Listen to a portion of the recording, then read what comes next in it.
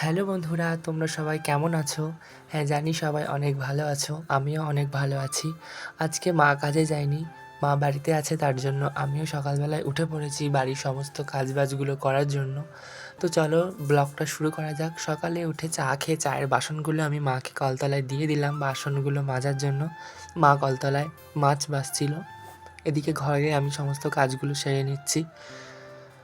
আমাদের একটা খরগোশ আছে, যে খরগোশটা মানে আমরা পুষেছি, বাড়িতে আছে। ওই খরগোশটাই ওই খাঁচাটায় থাকে। দেখো আমি পরিষ্কার করে নিয়েছি খাঁচাটা, আর ঘরটা ঝাড় দিয়ে নিচ্ছি, পা মোছা। দেখো ওর ঘাস ছিল ওই থালাতে, আমি সব পরিষ্কার করে নিয়েছি। ঘরটা মুছে তারপর আমি স্নান করব। দেখো আমার ঘর বাড়ি সমস্ত কিছু ঝাড় দেওয়া হয়ে গেছে, মোছাও হয়ে যাচ্ছে।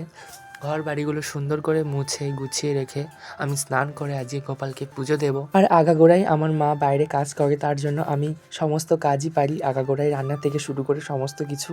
তো চলো আমি এবার স্নান করে আসি। স্নান করে এসে দেখা হচ্ছে তোমাদের সাথে।